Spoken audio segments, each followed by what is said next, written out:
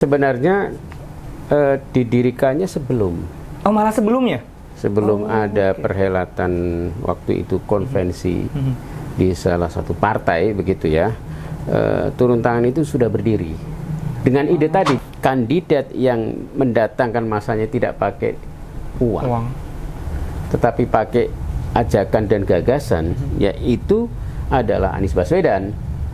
Yang mana waktu itu dengan pola kerelawanan yang dikembangkan oleh turun tangan gitu. Relawan itu tak dibayar bukan berarti tak bernilai, ya justru tak ternilai karena tidak bisa dinilai dengan angka uang. Zaman itu belum tren istilah kerelawanan dalam dunia politik. Turun tanganlah yang pertama kali memperkenalkan istilah kerelawanan di dunia politik ya. Kandidat yang lain timnya menyewa di hotel, kita tidur di rumah teman, memakai jejaring-jejaring alumni kampus, jejaring kerelawanan gitu.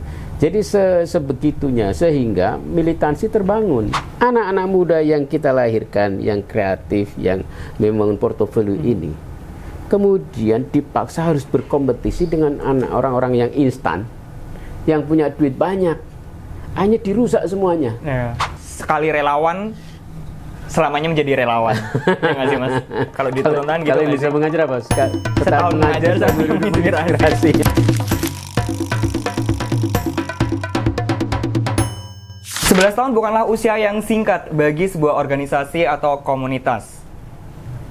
Apalagi banyak sekali pastinya up and down sebuah komunitas selama 11 tahun berjalan. Podcast ONTT Special Edition 11 tahun turun tangan bersama saya Elon Wichal, dan kali ini spesial.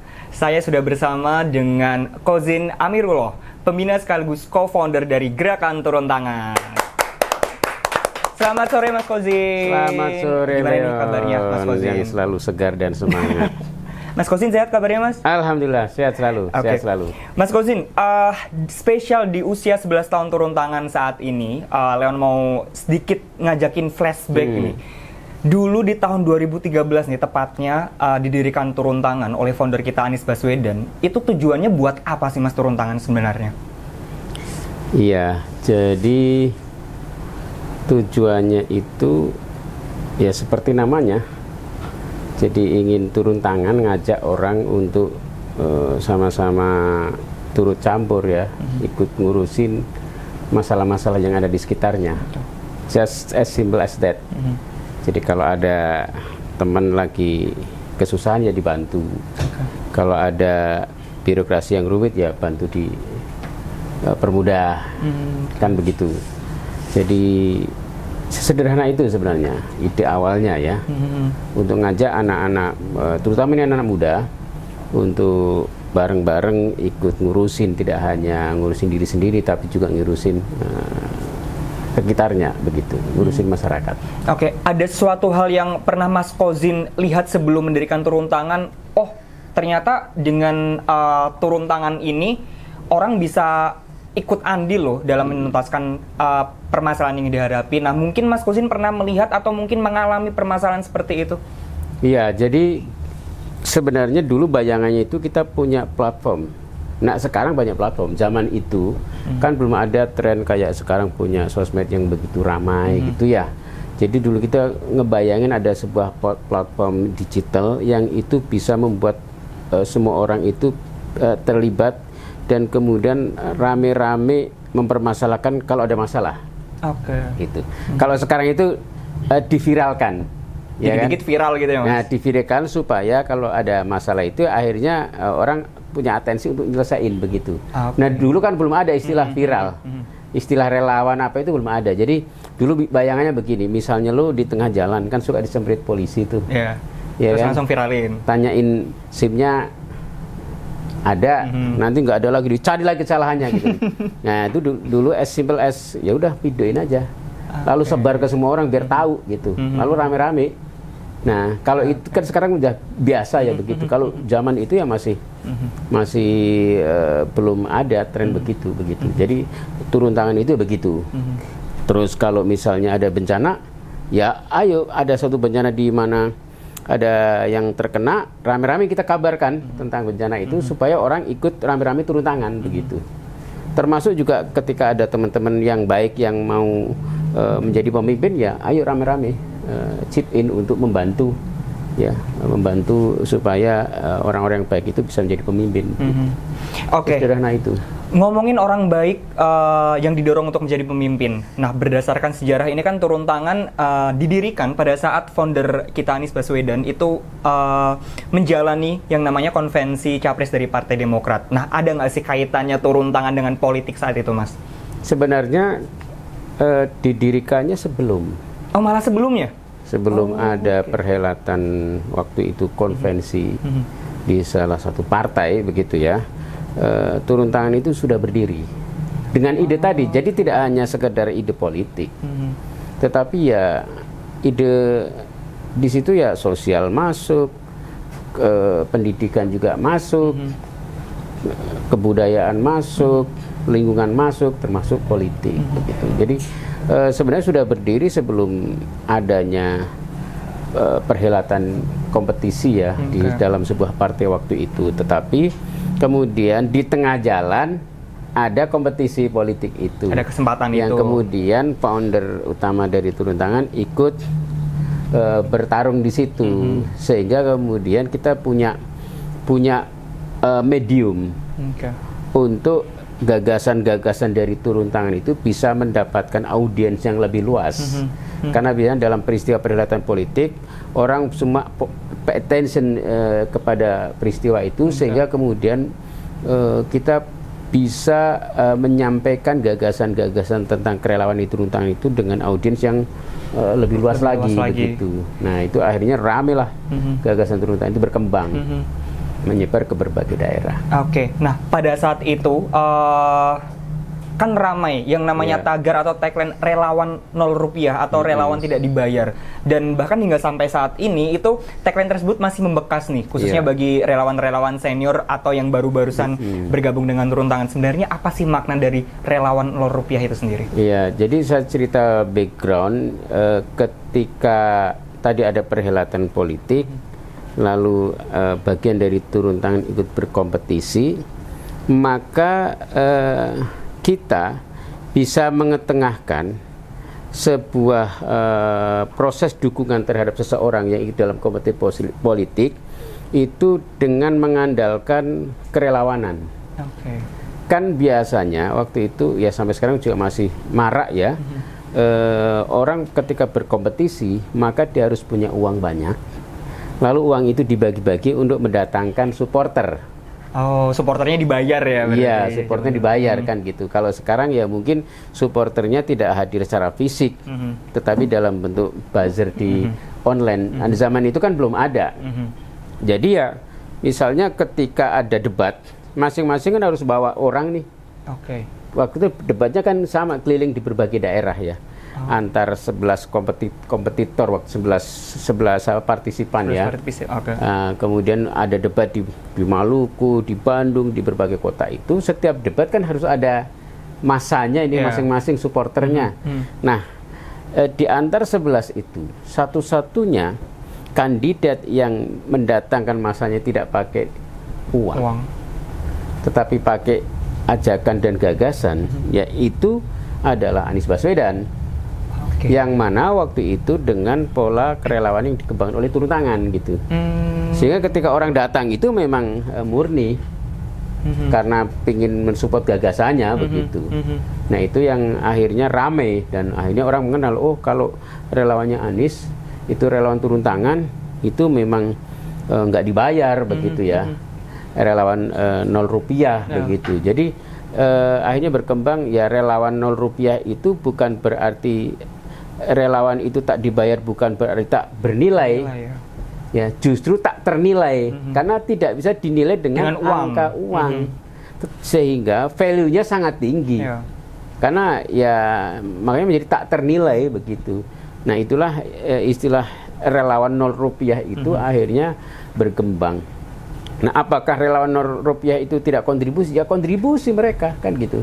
Kontribusinya kan ya macam-macam, dalam bentuk tenaga, barang, pikiran kan begitu. Nah, itu yang akhirnya zaman itu belum tren istilah kerelawanan dalam dunia politik.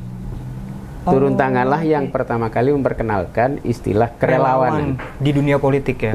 Kalau sekarang teman-teman ketika ada kompetisi politik, ya supporter politik itu selalu disebut relawan, walaupun kadang belum tentu relawan ya, padahal bayaran, tetapi selalu disebutnya relawan karena istilah relawan itu sekarang menjadi tren. Tapi zaman tahun 2017 belum ada.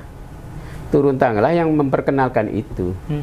Gitu. Kalau dulu sebutannya ya pendukung, supporter. Kan gitu, massa gitu kan. Dia disebut relawan. Nah, istilah itu oleh turun tangan diperkenalkan dan akhirnya masif di mana-mana. Nah, cara merekrutnya gimana kan begitu? Kan kalau pakai uang gampang, tinggal suruh orang bahwa sudah punya atribut, bagi amplop sekian untuk transport, datang. Bagaimana cara waktu itu turun tangan mendatangkan crowd ya ke dalam sebuah perhelatan event politik misalnya? Ya berarti ada relawan-relawan atau orang-orang yang bekerja sebelumnya untuk melakukan proses persuasi, proses menjelaskan gagasan kan begitu. Sehingga ketika waktu itu misalnya mau debat di sebuah daerah, ya kami itu datang duluan. Datang duluan, misalnya yang mau debat kan Mas Anies. Kita udah datang duluan itu ke ngumpulin anak-anak muda, kadang di kafe ya, kayak sekarang tren dulu juga kami ngumpulnya di kafe, kadang di kampus. Kemudian kita bikin forum-forum kecil untuk ngejelasin tentang gagasan-gagasan, memberikan optimisme waktu itu kepada anak-anak muda, karena waktu itu anak-anak muda pesimis sekali dengan politik.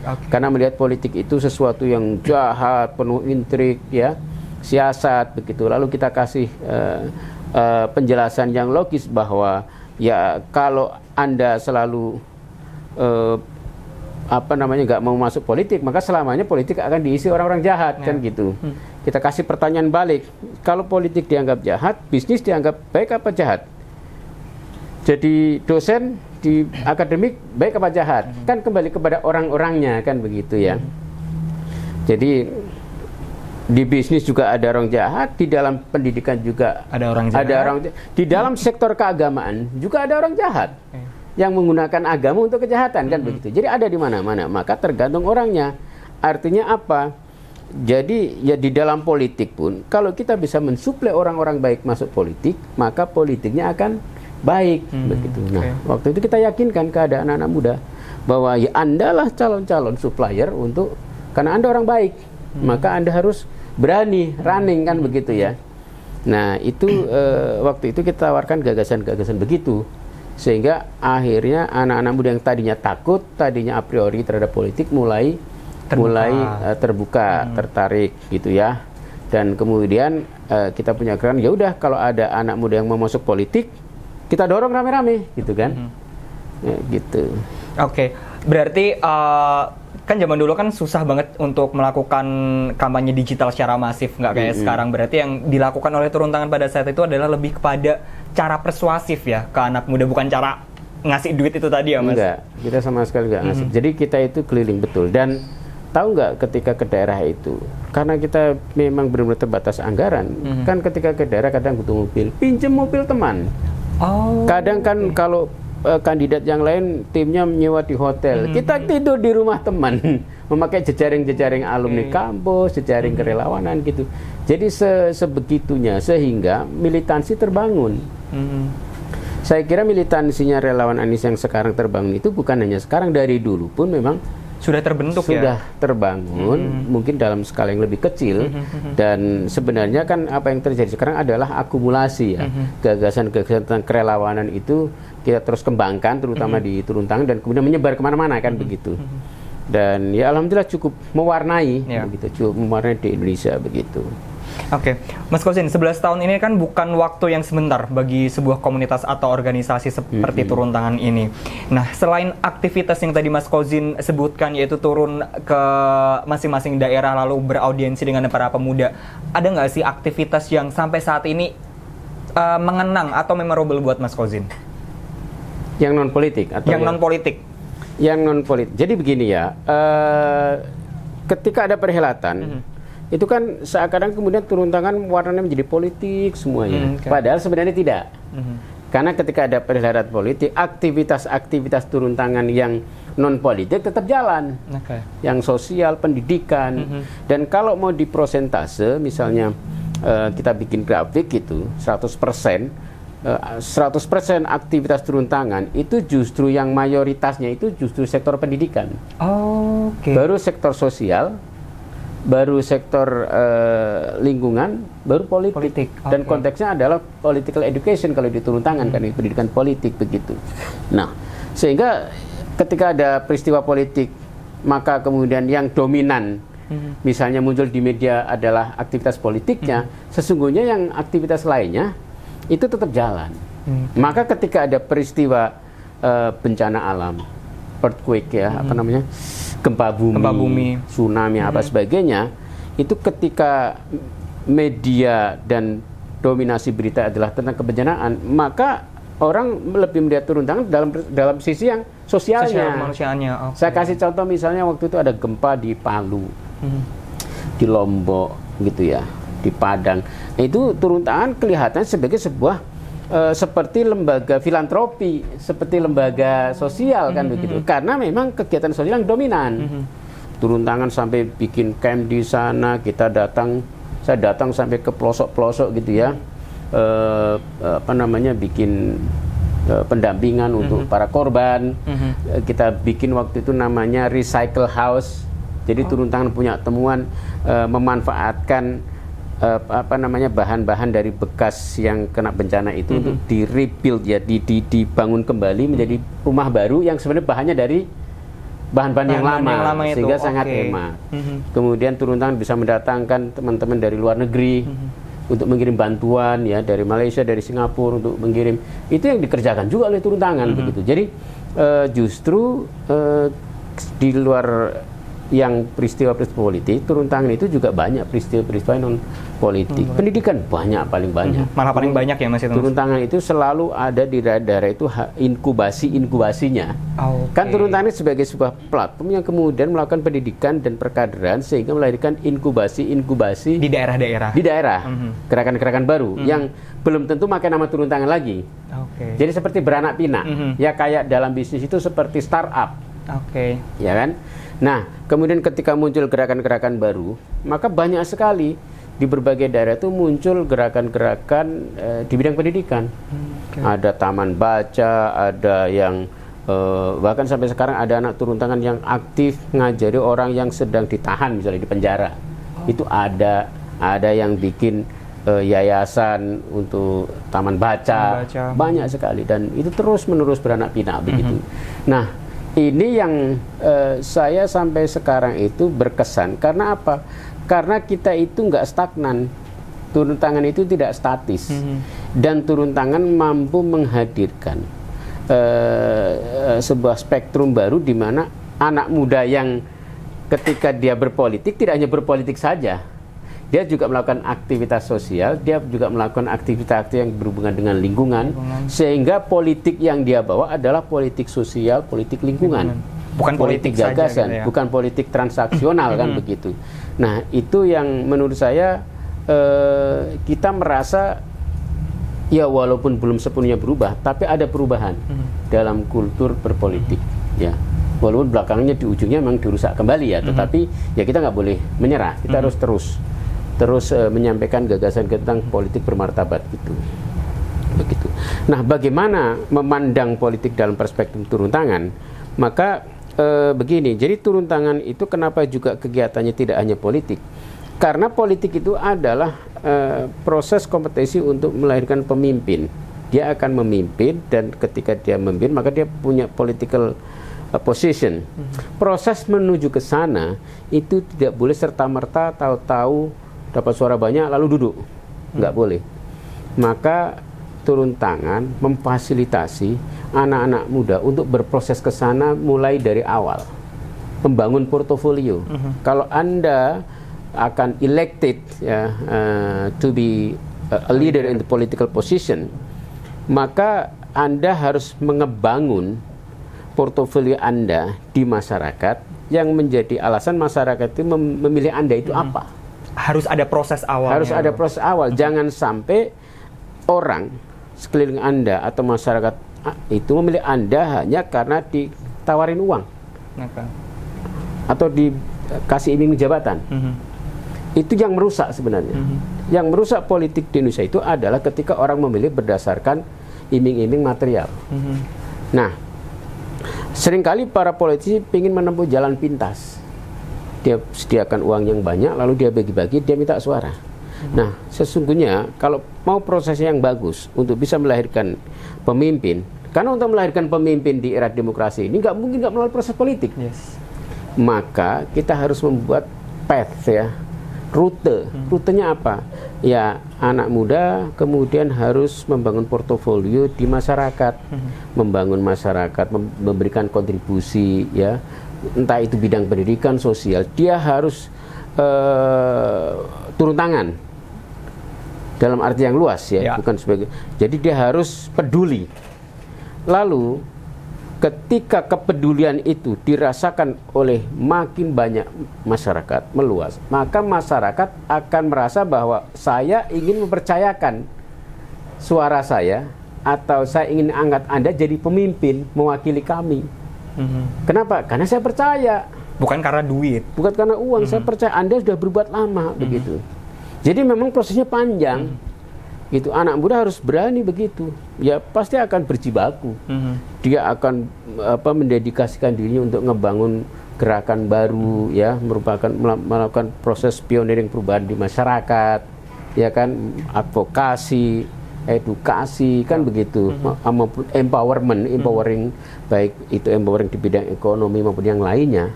Lalu dia punya portofolio. Ketika dia punya portofolio, dia akan running for political office, masyarakat tanpa diminta, tanpa dikasih apa-apa, pasti dia akan memilih. Ya. Gitu. Cuma sekarang itu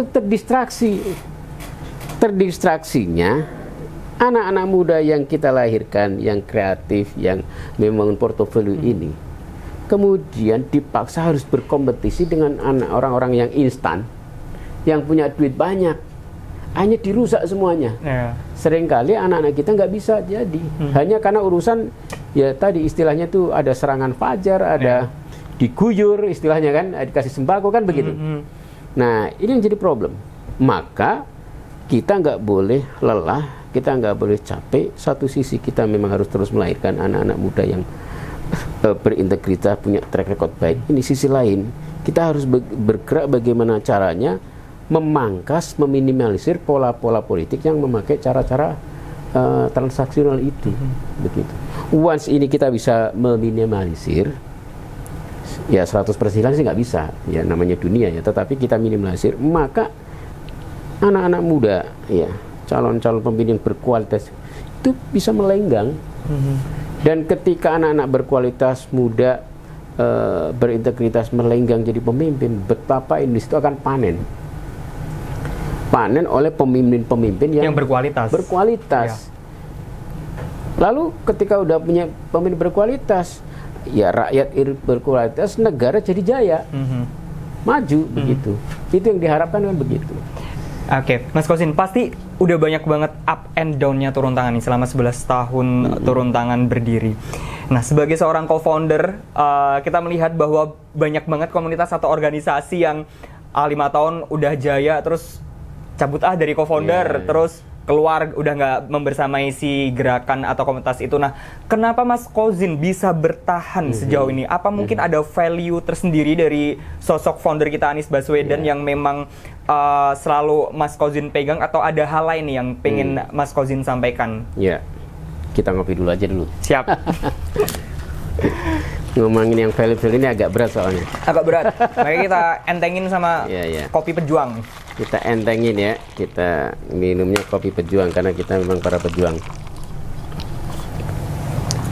Nah, ngomongin soal value itu betul sekali. Kenapa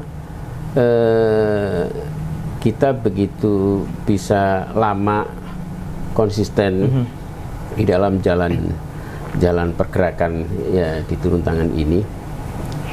Karena memang ya ada nilai-nilai yang tadi saya sampaikan itu, ada cita-cita besar, ada visi besar yang mau kita bawa, dan kita itu selama di turun tangan kan memang sudah mengalami proses up and down, berbagai tantangan dan sebagainya, sehingga kita pun ya namanya proses perjuangan begitu. Maka istilah kata pejuang itu identik sekali dengan para relawan turun tangan, karena memang kita itu ya bahwa hasil itu nanti, proses itu juga sangat penting, kan begitu. Nah, selama berproses itu, kita dengan foundernya turun tangan juga tidak ada seperti gini, kalau ini dia bangun rel, lalu kemudian tiba-tiba dia tinggalkan path relnya itu melenceng gitu, enggak, gitu ya.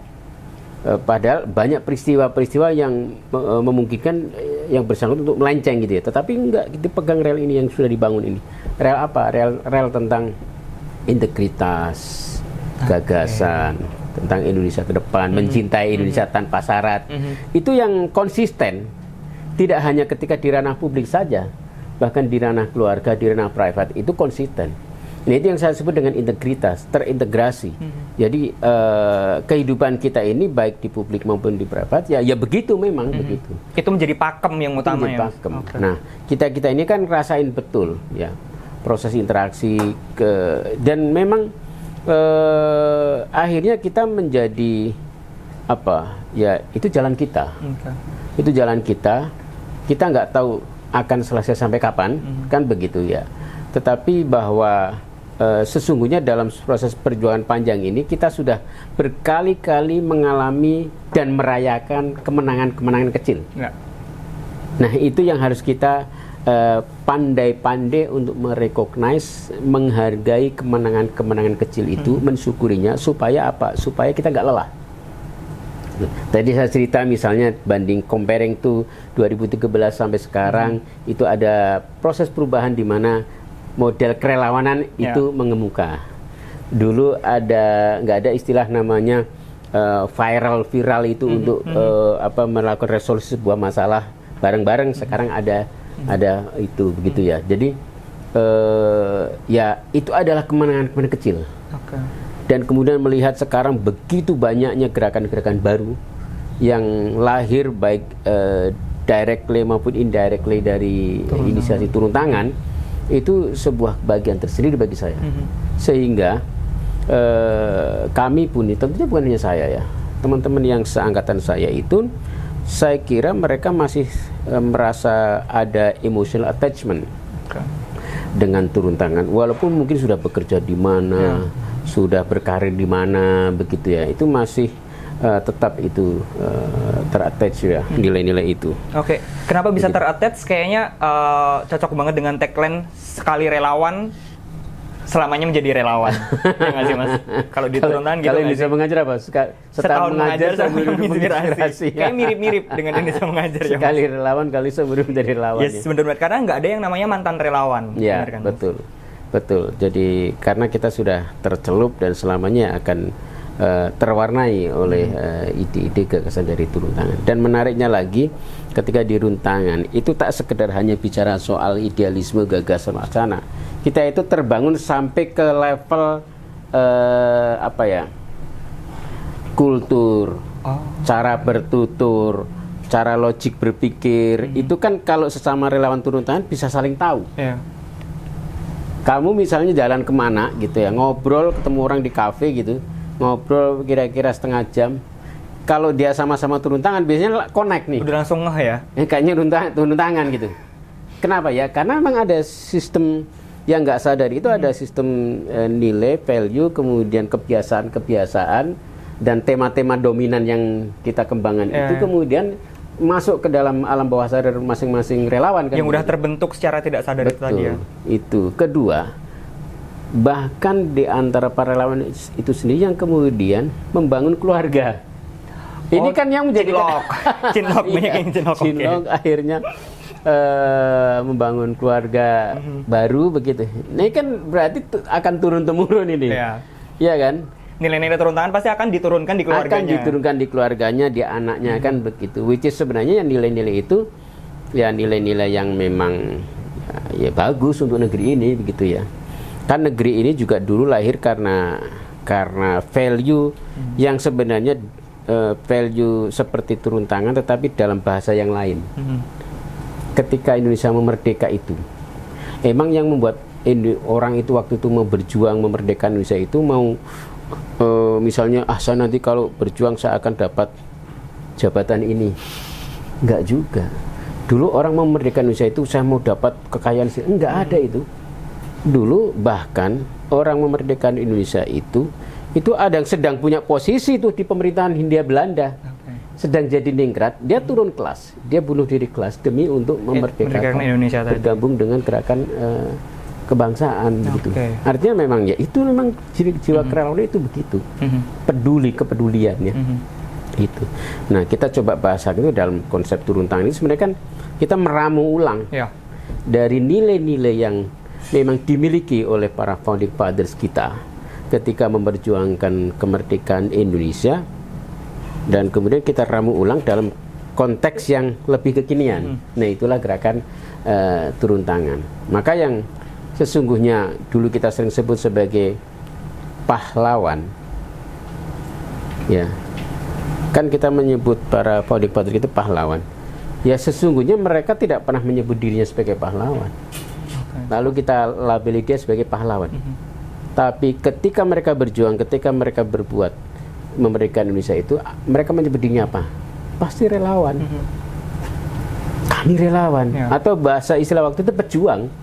Ya kami pejuang. Pejuang apa? Pejuang untuk memerdekakan Indonesia, kan begitu. Nggak pernah kebayang kemudian mereka akan dikasih label pahlawan. Makanya sesungguhnya apa yang kita sebut sebagai pahlawan, pada hakikatnya mereka adalah relawan, berangkatnya dari para relawan. Oke, tadi Mas Kausin beberapa kali menyebutkan bahwa terdapat banyak perbedaan antara turun tangan zaman dahulu dan sekarang nih, salah satunya di digitalisasi. Nah, gimana sih Mas Kausin melihat turun tangan yang sekarang, apalagi saat ini sudah berkembang dan bertumbuh pesat sampai 100 turun tangan daerah dan hampir ratusan ribu relawan Mas yang tersebar di Indonesia. Nah, gimana Mas Kausin melihat hal itu dan apa sih yang seharusnya dan sebaiknya mereka lakukan di daerahnya masing-masing, Mas? Iya, justru kekuatan menurut saya, salah satu kekuatan daya sebar di turun tangan itu adalah dengan memanfaatkan digital itu. Dulu dalam beberapa, ya walaupun dulu memang digitalisasi belum seperti sekarang, tetapi zaman itu turun tangan salah satu yang paling advance juga dalam memanfaatkan dunia digital begitu, menggunakan teknologi untuk mengembangkan gerakan ini meluas begitu, makanya bisa bertahan lama dan meluas gitu. Nah, tentu sekarang lebih advance lagi. Nah, menurut saya kuncinya adalah para pegiat turun tangan itu harus occupying advance itu ya sedepan mungkin. Supaya apa? Supaya bisa menggunakan teknologi untuk keperluan gerakan ini, keperluan mensosialisasikan value dari dari turun tangan ini. Dan kekuatan gerakan kita itu di mana? Justru di the weakest link. The weakest link. Bukan di tight link ya, the weakest link. Jadi jejaring yang lemah, jejaring yang tidak kuat, tidak jenuh. Itu di sisi lain adalah kekuatan dari penyebaran ide-ide gerakan turun tangan ini. Nah, apa sih bedanya dengan the tight link? Tight link itu kan biasanya harus terstruktur.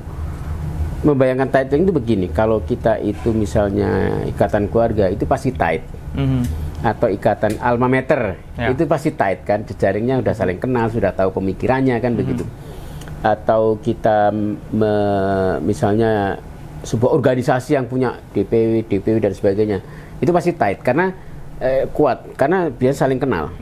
Nah, justru turun tangan penyebarannya itu memanfaatkan jejaring yang tidak tight, belum tentu saling kenal dekat, tetapi justru karena tidak saling kenal dekat, lebih mudah untuk terinspirasi, lebih mudah untuk wah ini keren banget, gue pengen ngikut nih, gitu. Jadi gue pengen niru nih, lalu kemudian ya berkembang. Kalau dalam digital itu viral gitu ya. Nah, viral itu kan sebenarnya kan sesuatu yang ketika orang lihat sosmed, emangnya dia saling kenal kan? Enggak juga. Lihat orang posting keren ya, dia sebarin, lalu menginspirasi banyak orang. Nah itu adalah namanya The Weakest Link itu, begitu. Nah itu ilustrasinya begitu. Oke. Mas Kozin, tadi saya udah di kode-kode nih, jadi udah lebih dari setengah jam. Dan kebetulan pas banget spesial 11 tahun turun tangan. Apa sih harapan atau pesan yang ingin Mas Kozin sampaikan, khususnya buat para relawan di sana, sekaligus closing statement buat ratusan ribu relawan turun tangan di Indonesia? Silakan Mas Kozin. Saya berharap relawan turun tangan ini punya mentalitas sebagai pejuang, dan pejuang itu kuncinya adalah kesabaran. Jadi kita harus sabar ya untuk terus-menerus menggelorakan perubahan, dan kita harus persisten untuk terus-menerus menawarkan gagasan-gagasan terbaru kita kepada bangsa ini. Supaya apa? Supaya bangsa ini tidak berhenti, supaya bangsa ini tidak dibegal oleh kejumutan atau stagnasi, supaya bangsa ini terus bergerak ke depan, maju dan makin maju sehingga menjadi bangsa yang besar. Dan itu kuncinya adalah di anak muda, kuncinya adalah di kemauan secara sukarela untuk bareng-bareng bekerja sama membangun ya bangsa ini dengan integritas dan penuh kemartabatan. Oke, mantap, luar biasa. Mas Kozin, terima kasih. Sama-sama. Udah mampir ke podcast ONTT Special Edition 11 tahun turun tangan. Lancar dan sukses terus aktivitas kedepannya Mas Kozin. Siap. Oke pejuang, itu tadi ngobrol inspiratif bersama Kozin Amirullah, Dewan Pembina sekaligus co-founder dari Turun Tangan. Kita pantengin podcast ONTT Special Edition 11 tahun turun tangan, karena next episode pasti akan ada narasumber inspiratif lainnya. Pejuang bukan, hadapi. Oke. Siap. Thank you Mas Kozin.